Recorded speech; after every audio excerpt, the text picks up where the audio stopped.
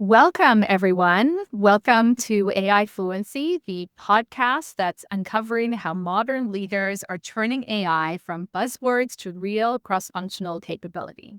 I'm Candice Faktor, co-CEO of Disco, and today our guest is Professor Joseph Feller, Professor of Information Systems and Digital Transformation at the University College Cork. And he is a collaborator with Anthropic and the co-creator of the 4D framework for AI fluency. With Rick Dakan, hopefully I'm saying that right, who is from the Ryden College of Art and Design, which they then use to create a series of open courses with Anthropic. Joe, welcome. So good to have you here. Thanks, Candice. No, I'm delighted to be here and really excited to be talking about AI fluency.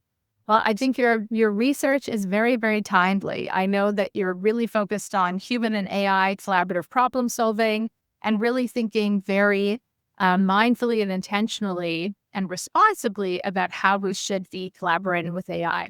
I know your work is supported by the Irish Higher Education Authority as well.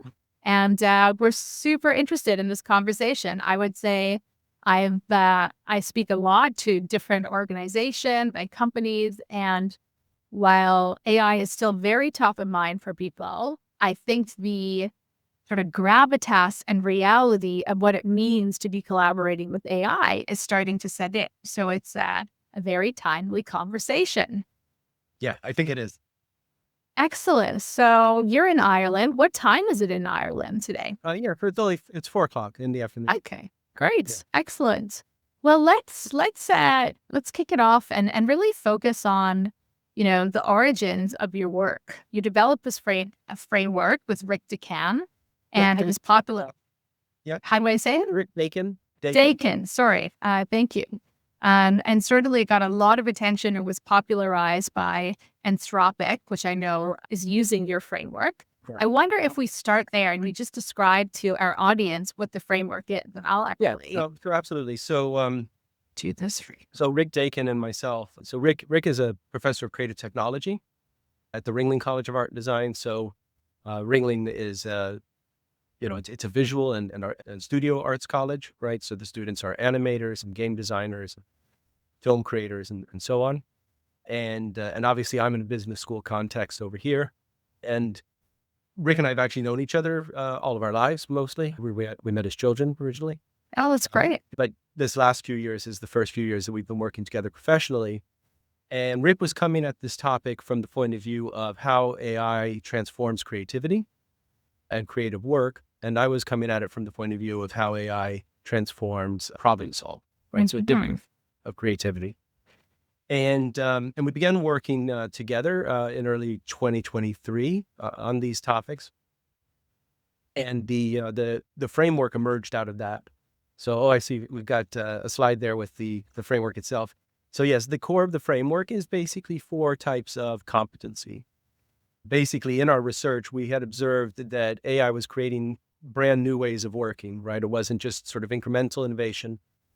It was very much a disruptive innovation. It was changing the nature of thinking. It was changing the nature of writing and other forms of creativity and problem solving. And when you create new ways of working, that means you actually create new roles. And whenever you're in a new role, as you know, you need new skills, new competencies, new knowledge. Exactly. So what started off is very much, I suppose, an observation about how we learn AI, then became maybe a little bit more normative of how we could work with AI more effectively, more efficiently, more ethically, and more safely. And then the way that played out is with these 4 Ds, and each of the Ds had a few subcomponents. But we see this as kind of the 4 big decision spaces or activity spaces where human competency really does change the nature of what AI can do with us and for us, right? Absolutely. So that delegation, that one at the top, is really about high-level thinking about what work we're trying to do, what are our goals, and I suppose a kind of a considered observation of what the technology is capable of and what are its limitations. And then for matchmaking, right? The same as your intuitive sense of what delegation means. If you think about it in any organizational environment, the dispatching of work and responsibility. That's what we're talking about here. So should I use AI at all? Mhm. If so, how? Description and discernment are then, if you like, a bit more operational. So description is our ability to communicate effectively to an AI system. A lot of different things, right? In the chatbot environment, it means one thing. If you're designing some sort of bespoke system, that means something different. But our capacity to communicate not just what we want to come out of the work, but also how we want to get there, the actual process, the rate, and how we want to relate to the technology. So there's this rich collection of, if you like, communication competencies. Discernment then is the flip side. So it's the other half of the conversation when AI tools are giving you back content or giving you back decision recommendations or whatever it is that you're pulling out of this this workflow. Do you have the capacity as an evaluator to judge the quality of that output, to judge the quality of the process to approach the output, Right. to gauge whether this work is going in the direction that you want it to go? So these are two halves of kind of the, I suppose you might want to think of it as almost like the AI conversational skill set. And then finally, diligence is our capacity to work responsibly and mindfully with these tools. It's everything from understanding how the tools were created and the externalities involved in that, thinking about the way you're using it, and is the way you're using it compliant with your own set of values and with organizational policy and with broader regulatory requirements and so on. But also, I suppose, very new things that maybe we haven't been thinking about much in the way we use other forms of technology. So AI use requires a certain transparency that we wouldn't associate with other tools, right? And I remember even seeing a little scuffle on LinkedIn where at some point I was talking about why I thought it was so important to acknowledge the role of AI in creating different types of content, particularly visual. And one of the responses that was in that conversation was, well, we don't acknowledge the use of PowerPoint. We don't acknowledge the use of word processor or whatever. And I think it was a legitimate distinction that, no, we don't. And really trying to understand why the involvement of artificial intelligence, whether it's in the Gen AI sense of language models and image diffusers and so on, or whether it's more broadly in terms of, how AI is making decisions about what we see or don't see, or how AI is used to make decisions about which CD to split cut longer or shorter. All of these different involvements call for a certain kind of transparency. Yes. So that's what the diligence box is all about. So delegation and diligence, very high level thinking, really about, kind of the questions of why and why not, whether from an ethical or from a kind of more logistic or strategic level. And then description and discernment, I think, are much more operational. There may be more what we think about when we think about AI literacy skills, right? We're thinking about prompting and engineering context and things like that. Fantastic. I mean, it's very, very relevant for all of us who are building products with AI, as well as who are using AI, which is now basically the entire workforce. And I think the interesting thing is, like, how do you take a framework like this and actually make it like real in your own work context? And I know I can talk to that, specifically in how I am sort of encouraging our team to use AI, how, our product use AI. And I think like the two things that, we're really, really investing in, obviously delegation, right? Like really thinking carefully around like, where can we use AI that makes sense for us to use AI? And we're trying to really push the boundaries, right? And we're trying to really think deeply about what's the role of a human in this workflow and what's the role of AI. And so, I think it's a new type of team member that isn't really a team member. And we have to remember that too, right? And it's easy to think just because it's conversational in language. So I think one is like the delegation, that is a real lived experience that we're working with at Disco all the time. I think the discernment is so interesting, and we're seeing a lot of real like AI evaluations, right? Which is really this really discerning, like, Is it, I think it's discernment this one. Let me check. Are the outputs and behaviors useful, right? Are they doing what they're intending to do? Is there hallucinations? Are there issues? And, I would say this is most probably any product team right now that's working with AI. This is a big focus for everybody involved, is like being discerning around the quality of the output. And even if you're just a worker who's using it for your, drafting, your lesson or drafting your content, you really are changing your role to one of editor, right? And one of owner of the content versus creator.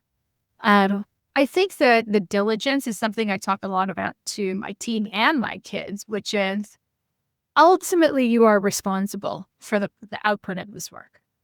And so, there's this new term that I'm sure you've heard, which is AI slop. Have you heard this term yet? So,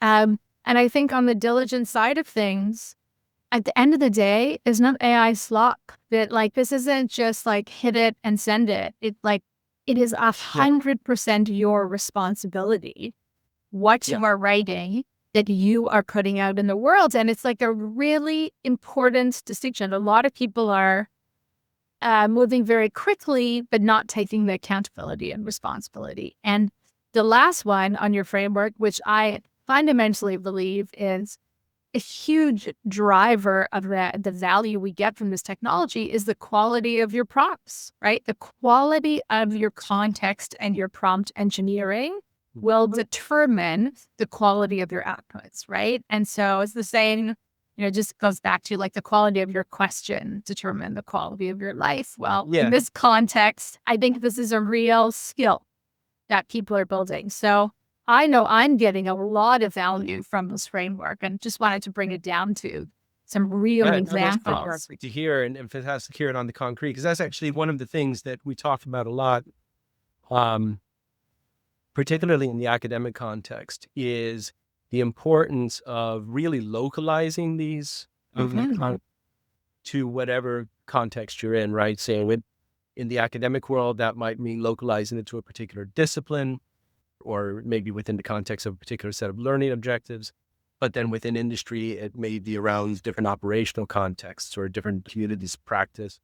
And the reason I think that's so important, and we actually laughed about this a lot, particularly as we were creating some of the courseware around the framework, and realizing that in some cases, all we have to offer is a set of questions, right? Teasing ourselves and saying, could we not add a few answers? And we really need to tip, because that's the point. The answers are the questions. Yeah.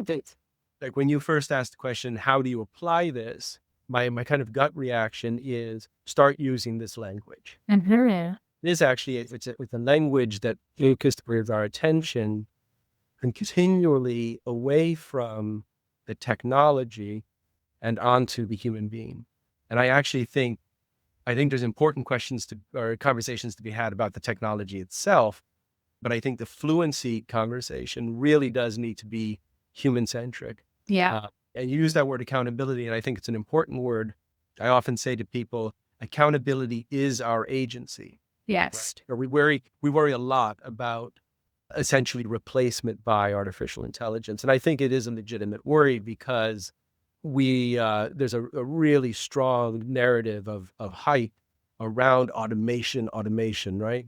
And I think that narrative is concerning to me for two reasons, right? One is that it's not really accounting for all of the things that a human being brings to a task beyond doing the task. So you were talking about, for instance, teamwork earlier. So there's so much that we benefit, not just from each other's work, but from each other's presence, from each other's communication, and so on. So I think one of the dangers of this kind of automation narrative is that it reduces a human being to essentially the tasks they perform. And I think that's misleading and dangerous.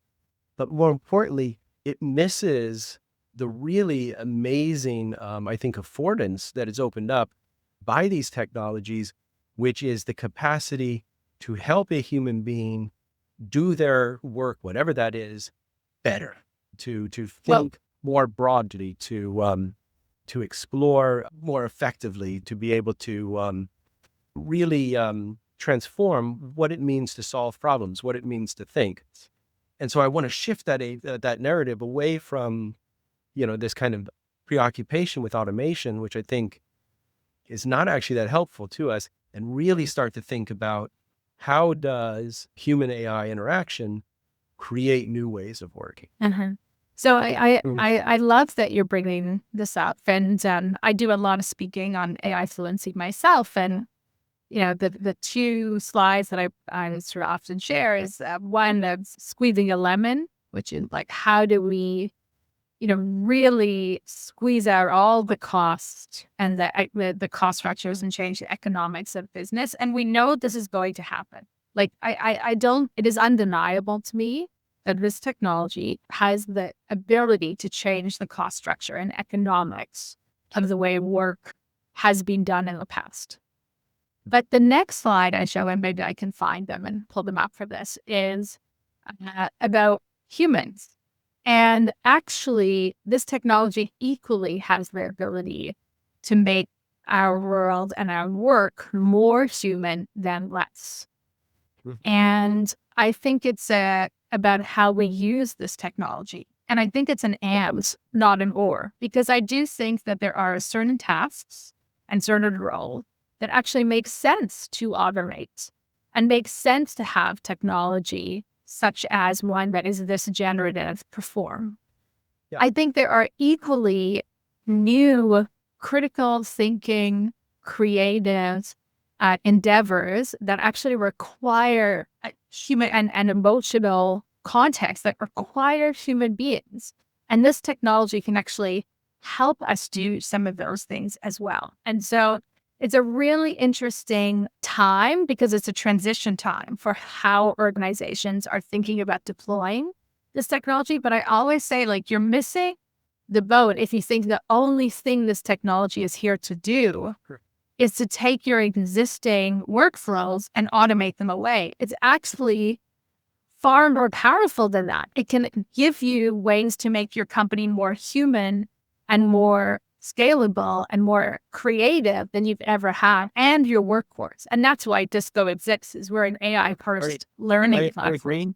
I agree. Yeah, because and the way I often talk about it with people is really that automatically there seems to be a lot of gravitation towards treating this as basically a cost reduction mechanism rather than a value creation mechanism. And I really would love to see that conversation going in the other direction, because I do think that that cost reduction, automation, as the only benefit is not where we want to go. Right? I totally agree. Not what it already is, and it's not where I suppose a future that is very very human centric. It doesn't have a lot to offer. Yeah, exactly. As part of a portfolio of applications, that's different. And I think there is, and I mean, we point out this in the framework and the various materials, that automation, agential AI, so kind of automation, a lot more freedom and scope, and then augmentation, which is these are all three really important modes of how we interact with AI. And they're not all or nothing. Within one workflow, you might toggle between all three at different times, doing different things. Exactly. I think you talk about it in this framework here. So. Yeah, it is. It's kind of core to the definition of the framework or sort of the definition of AI fluency in the framework is that it's our capacity to work in all three of these modes. Right? To mindfully automate, to safely hand over to agents, and to really skillfully and in this kind of transformative way, augment our own work, right? Yes. There's three different ways in which we're going to interact with this set of technologies. I love that. Well, let's talk a little bit about this framework in practice. I know you put out a free course earlier this year, actually, what's on the screen with Anthropic, I know, as well as. So why don't you tell us a bit more about that? And I know you've also released 3 more courses since then, which is amazing. They're out. Wild over. Yeah, exactly. What was the objectives behind rolling these out, and what's been the uptake? that was a fantastic opportunity, and hopefully just the start of more collaboration going forward. So like you said, Rick Dakan and I, the framework emerged out of the work that we were doing. But actually, there was already a relationship with Anthropic, primarily through Rick's teaching at Ringling. Great. And Anthropic had been involved in supporting some of the student work there. So there was already a conversation going on. And so we began to talk with Anthropic about the framework as it emerged. And then at the same time, I was having similar conversations about the framework with folks here in the Higher Education Authority in Ireland. And both Anthropic and the Irish HEA, kind of in the same period, said, there's actually something to this, and wouldn't it be useful to build some courseware around it? So I think, obviously, the HEA exists to support higher education, as their name would indicate, but Anthropic, as well as a company, and obviously I can't speak for Anthropic, but they are very, very committed, in my experience, to building education. So all of us, Rick, myself, Ringling and UCC, the HEA, Anthropic, everyone involved in this felt that we really needed to lean into education, and particularly education that got beyond just the technical capabilities Yes. of dealing with AI, and really started to think about what does it mean to fluently work with AI, and these other questions. So that commitment to education, I think, was kind of what brought us all together, and a desire to make sure that,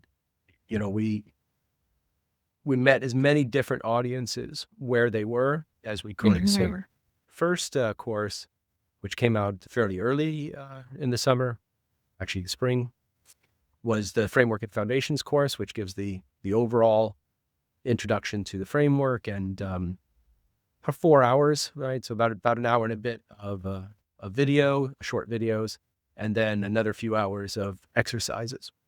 And all of the courses kind of follow that same framework. So Framework and Foundations was the first one that laid kind of the groundwork for it all. And then the 3 we just released in the past few weeks. One of them, I see at the slide there, Teaching AI Fluency.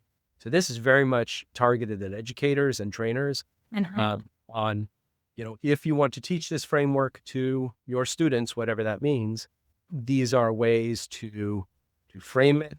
These are ways to discuss it. And importantly, these are ways to assess it.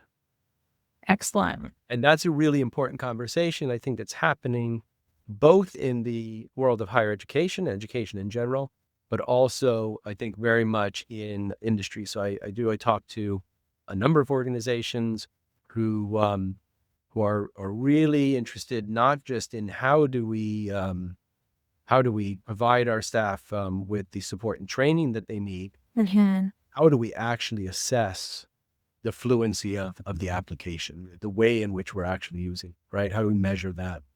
So whether it's in the academic or the industrial sense, that question of how is fluency performed and how is it measured or assessed, that's quite critical. And so Teaching AI Fluency talks a lot about that. And also, I think most importantly in that course, it talks about what I was saying earlier, the conversation to be had at a disciplinary level to say, from wherever you're coming from, as a sociologist, as a historian, as an engineer, wherever you're coming from, to ask the question, what does discernment mean to us? Quality mean to us? What does diligence mean to us? And I think you create this really virtuous cycle, because when you bring, like, you probably see it yourself in the 4 Ds, human subject matter expertise is everywhere, right? It's core to the delegation competency. It's core to discernment. It's core to diligence. It's actually core to description as well, right? Because being able to articulate and communicate, that comes from a position of subject matter expertise, right? There's this really deep relationship between your own expertise and your capacity to really push AI into a kind of a emergent use cases and creating value in different ways, not just automating what we did before, actually doing something different. And it actually goes the other way around as well, that as you begin to work more fluently with AI, you find that you can actually push your own disciplinary boundaries further. So Absolutely. that's what we're seeing in academia. But it's also, I think, what I'm hearing from colleagues that are in various corners of industry saying this is a mechanism for thinking about, we use this term human in the loop a lot. This is a way for thinking about what that actually means. What are the various roles as a human in the And what is the role, like beyond that, the 4D framework, which I'm very familiar with? Is there anything in teaching AI fluency that's new in terms of the way in which you are suggesting human in the loop exists? Like, can you well, drill into that a bit more? Yeah, so I think particularly for my peers, in higher education and I would say in second level and primary education as well, although there's very different needs in each of these contexts. The material in teaching AI fluency that focuses on assessment, I think is very different, very new from Mhm. framework itself, because it really does try to think about how do we measure AI fluency both in terms of outputs, right? Mhm. So it can produce, also in terms of the process by which Yeah. it puts it and their capacity to reflect on it. So it does, I think it's really useful for educators, but I also think it serves as kind of a roadmap then maybe for other disciplines or sorry, other contexts to say, okay, well, how are we going to measure fluent performance in the context of our organization or our industry? There are two more courses as well, right? So teaching AI fluency was one of them. There's one called AI Fluency for Educators, which is shorter, and it's very much focused on how do you use AI as an educator Yes. to do whatever it is you're doing. Mhm. Courses that think about learning objectives, that think about teaching materials and so on. And then we've got a final one that's AI Fluency for Students, which does the same thing. It's a very brief intro to the framework and then gets really into a handful of use cases that are very specific to students. So how do you basically configure an AI tutor, an AI learning tool? We have this concept of how do you create a living learning journal? Learning journals are not new. I've been assigning them to students for Sure. 20 years, but now suddenly their notebook can talk back. That's a really big deal, right? So that changes. Well, let's dig in on both of those for the educator. I mean, obviously, Disco, we're an AI first learning platform built for training businesses, and a big part of what we do is really try and make it much easier for training organizations to build, create, and run cohort-based and asynchronous programs. And we believe social learning, experiential learning drives outcomes even more so than asynchronous. But there's a place for both of those. And so when you are talking about AI for educators, and our instructional designers, what are some of the biggest takeaways from your course that you're imparting? So I think that the AI for Educators courseware, right, that particular course, I think the best way to think about it is it's kind of a behind the scenes set of flows, right? So it's not, because I do think in education, and I don't want this to get too narrowly focused on the education, No, not at all.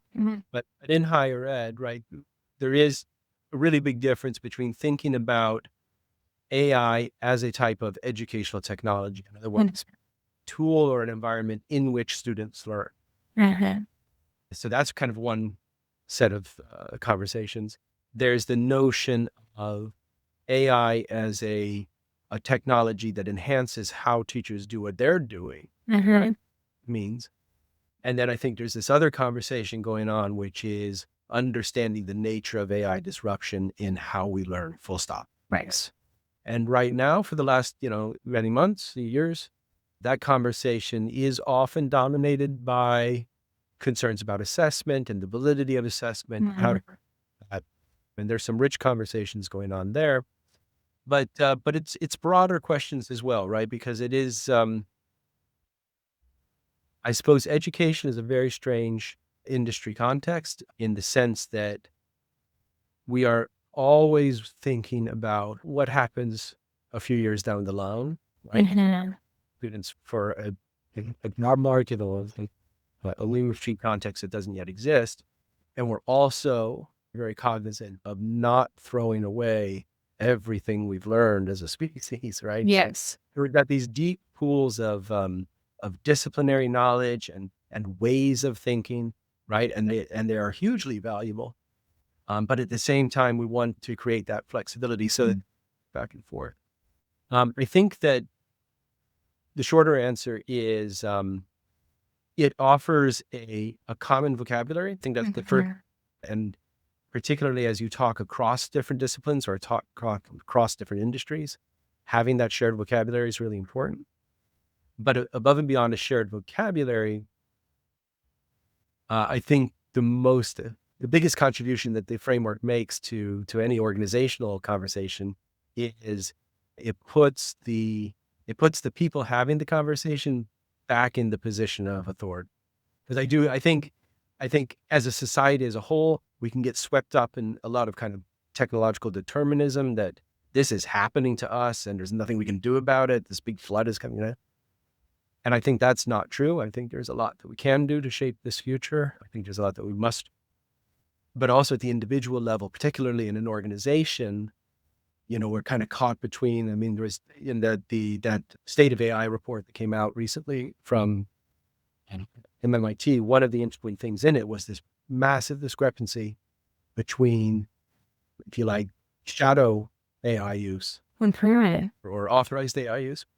So we've got this situation where we feel like this is coming, whether we want it to or not. And then at the same time, we've got organizations saying, don't touch that, it's fire. And people are caught in between. And so I feel like more than anything else, what the framework does is it opens up room for conversation.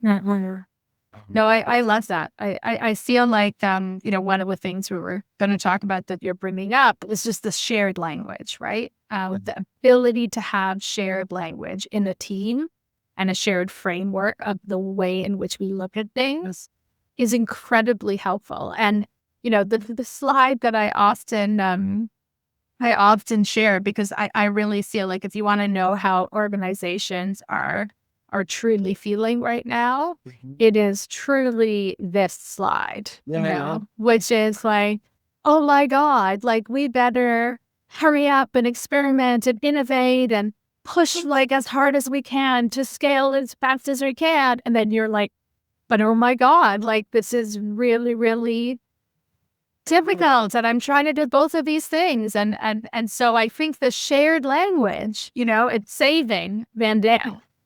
Sure.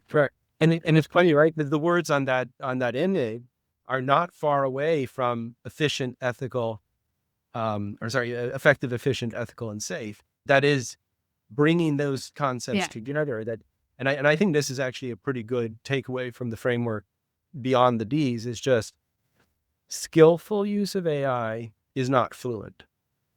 And critical thinking about AI is also not fluent. It's bringing the two together, right? It's being able to critically engage with both the value created and the risks involved, and the impacts, both positive and negative, but also to have the personal or team level or organizational level skillfulness to actually apply those critical thoughts, right? So, Yes. like one of the examples I use with students a lot is you can be as passionate as you want to be about the protection of privacy.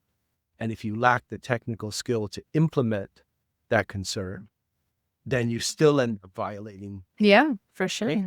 So it's very much both the why and the how. And I think that's an important point. Amazing.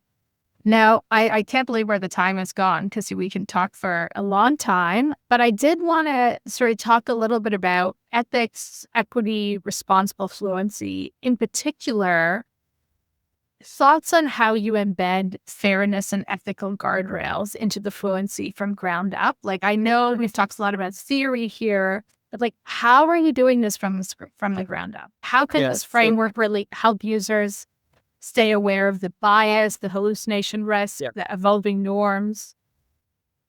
So I think there's a few answers to that, right? But one of the ways Rick in particular uses the framework, or rather teaches the framework, is he almost always starts with diligence, because it is important to realize that, and really, like, all of the parts of the framework interconnect. So it's not 4 steps, it's 4 buckets, right? But he'll usually start with diligence, just to really foreground that first and foremost, we're making a set of ethical decisions.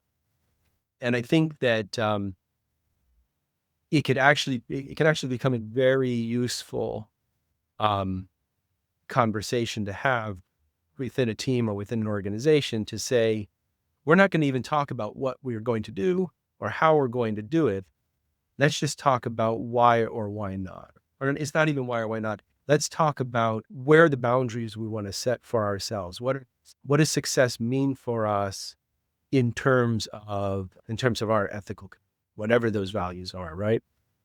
And I think that's very true at an individual level, and it becomes even more true, I think, at an organizational level. So I think that, like you were mentioning, things like hallucination bias, that does fit very cleanly into the delegation category. We talk in delegation about what we call platform awareness, which is your ability to accurately understand the capabilities and the limitations of these different tools, right? And it is super critical. And it's actually a really good example of what I was saying before, where kind of ethical decision making and intention meets technical awareness. That when people run into bad delegation from this point of view of not being aware of bias, not being aware of the possibility of hallucination and so on, to me, what's happening is they're making a really serious kind of conceptual model mistake, thinking technology is something that's not. Right. And specifically what they're thinking it is they're thinking it's a database, thinking that if I ask a question, I'll get an answer. And if I ask the same question, I'll get the same answer, and I can trust that answer. And not true, right? So there are ways that you can manage that risk. There are ways that you can build in quality assurance so that even if that risk occurs, you can mitigate it. But if you think about something like a language model as being essentially a database, this is not going to go well for you. You're going to misunderstand what kind of work it's best at. You're going to make discernment mistakes because you're not going to be looking for the right kinds of errors, if you like, right? And ultimately, you're not going to be able to make good ethical decisions. You're not even aware of what the technology is actually doing. Right. I think that ethical decision making right up front, it really is kind of intertwined with the delegations. Yeah. In fact, both Rick and I teach it that way, and we talk about this in the Teaching AI Fluency framework courseware, that we teach it actually as 2 loops. It's delegation diligence loop, which is really high level thinking about why, to an extent, kind of strategic how. And then there's this inner loop of description and discernment, which is more of a ritual. It's the back and forth, it's how we build context and those sorts of things. What I love about what you're saying, which I'm a fundamental believer in, is like, in order to use this technology responsibly and well, you have to understand what the technology actually is and what it's doing and why it's doing it. And I believe we live in a world of shortcuts.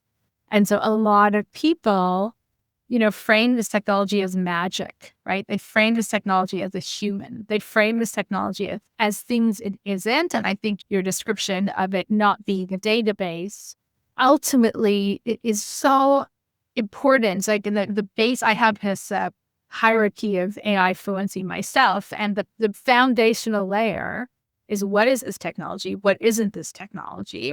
And, very much right there are the ethics of using it. Because if you can't understand basics around what it is, what it isn't, and how we need to think about it, don't bother going up the pyramid. We're so quick to go to have versus, as you call out, like why. why it works the way it does. Yeah, that's right. And we need to realize that those two levels, they constantly inform each other, right? So that's one of the things that we found most interesting is that when you get really good at discernment, you begin to realize that the mistakes may be, or the sources for error may not be in your description, right? Because I think intuitively we think, oh, I'm not getting back the response I want. I better prompt it. Because again, it's that input output. Sometimes, we're not getting back the response that we want. And it's not a problem of prompting. It may actually be a delegation problem up here, right? It may be, I'm asking the wrong questions. Yeah. I'm trying to do the wrong job. Or it may be maybe from more of a diligence point of view that there's an inherent bias in the system that's going to make it difficult. Or even, and I think we need to be aware of this, bias between the keyboard and the chair. Absolutely. Reading. For sure. I'll tell you a real life story of this is I wrote an article a few months ago about the skills my teenage son, I basically said I can't remember what it was called. It was that your career is obsolete, so you better focus on your skills. And really what I'm saying is the careers that, are going to exist in 10 years from now are going to be different than they are today. But the skills you're going to need to navigate are the very things you should be building today. And what was fascinating about this is I used a AI that does voice dictation. And I sort of used it to sort of jot down some thoughts I had while I was on a walk. And I got back a summary of the dictation, and it was a father gives advice to his 16-year-old son on STEM skills.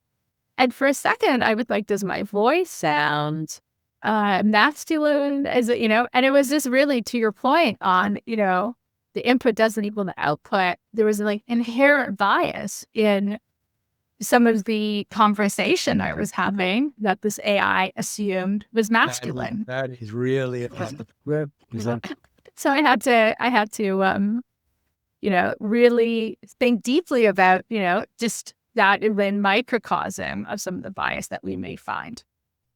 Let's jump to some practical moves for learning leaders here. If somebody wanted to trial fluency building this quarter, right, and really wants to make a real push in their organization to build more AI fluent teams, what's one actionable move you can recommend? Tell me what you think we can do. I think first thing I would say is if this framework's not working for you, that's okay. There's other frameworks out there, but I think it's worthwhile, obviously, and I've had really good conversations. But so I'm not here to sell the framework or anything like that. But what I would say is we need to fairly rapidly start to destigmatize having this AI conversation, right? Because right now I think too much of it is, like I said before, there's all this shadow IT use, right? So I think as an organization, what I would say is, you want to make room in a very meaningful way, make room. Then as in put it in your expectations of what people are going to do in the week, that we're going to make space for experimentation. Is safe, obviously. But more importantly, for reflection and conversation, get your staff talking to each other about what they're doing, even the insights that they're gaining from their personal use outside of the workplace, right? Because as soon as you start spending time with these tools and really kind of playing around and figuring out, oh, what does it do? What does it not do? Oh, look, when I come at it with this perspective, it's more beneficial than when I don't. We're all exploring this, but we're not necessarily talking about it to each other. Okay. So I think that organizations pick a framework. If you like this one, great. There's a bunch of free learning materials attached to it. And it's all Creative Commons, so it's all very reusable. But whatever vocabulary you adopt a vocabulary, give your people a shared language and encourage them to experiment and to begin to discuss, right? And capture that, because I'm old enough that I also got to ride the wave of kind of the early internet. And gosh, it sure does seem a lot like that now, right? Like the same conversations in education, the same conversations in industry, and the same sense of everything's changing so fast and I don't have time to keep up with it. So my advice for organizations is make time for your staff to actually localize these ideas to whatever context they're working in and begin to build this knowledge together. Excellent. Well, that's a great advice. And I think that's a great way to end this.